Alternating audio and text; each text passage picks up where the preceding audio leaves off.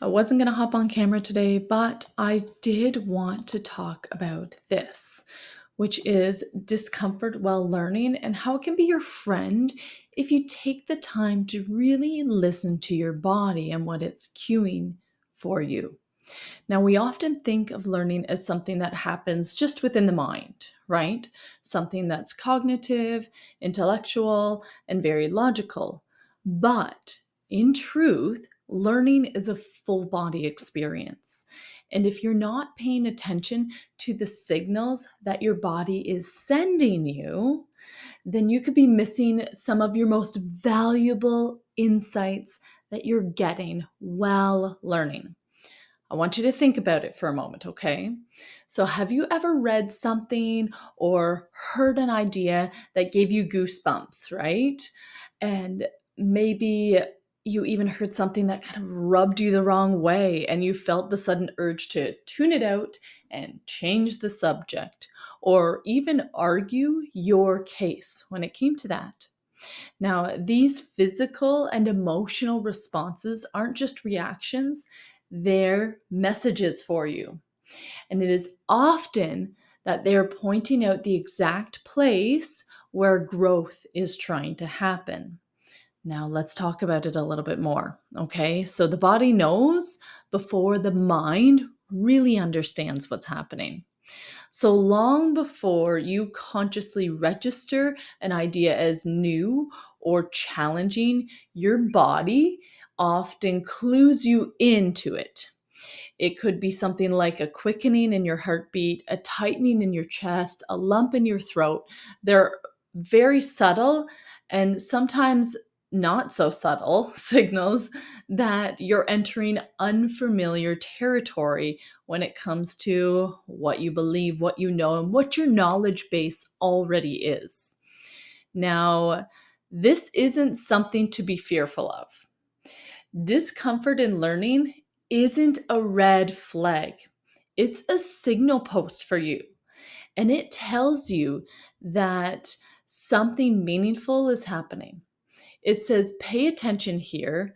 There's something to explore, some area that you can grow your knowledge in, some area that you don't already know a lot about, right?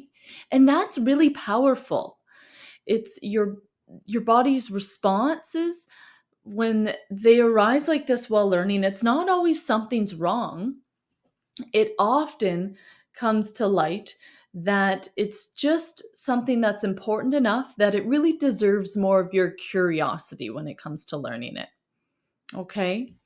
Now, in the context of learning, when you get this resistance inside of you, it isn't the enemy.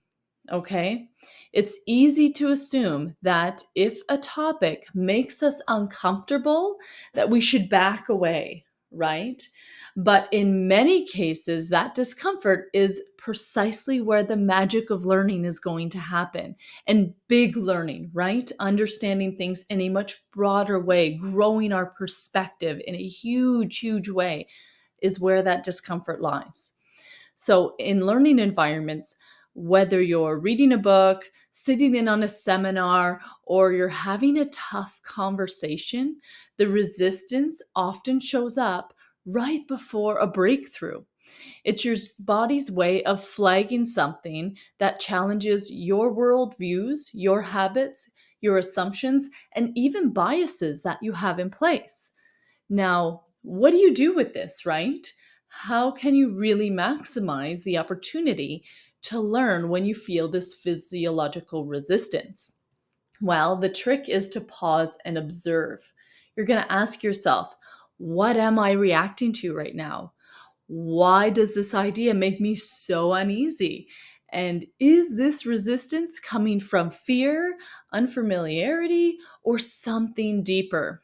And when you treat resistance as data, not as something to overcome or ignore, you start to open the door to deeper understanding of yourself and the topic that you're learning about, right?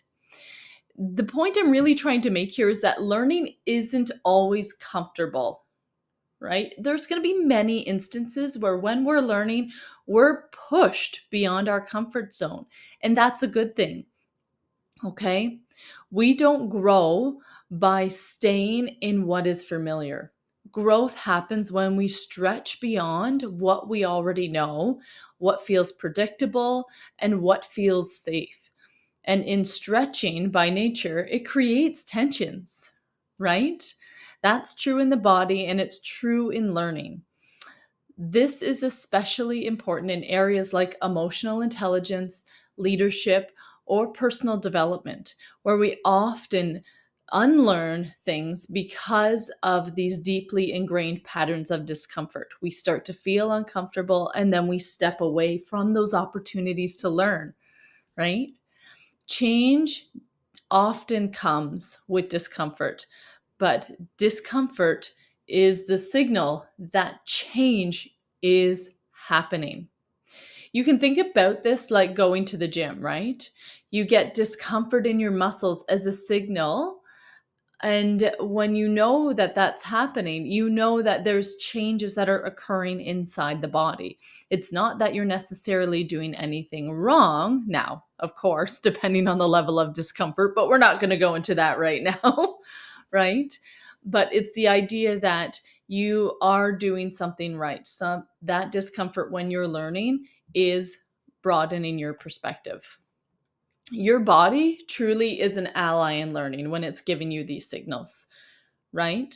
And in a world that often prioritizes intellect over intuition, we forget that the body is a brilliant partner in the learning process. It gives you feedback that the brain sometimes misses or rationalizes away.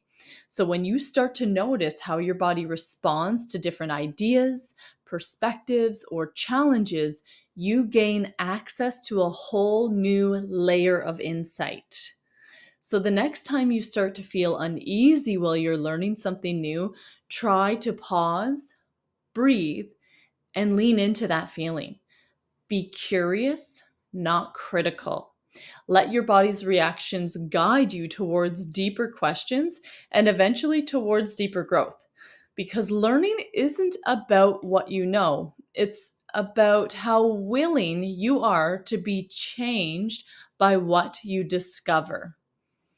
And I really hope that in watching this video and in reading the article as well, that you start to see that leaning into this discomfort can be incredible for your professional career.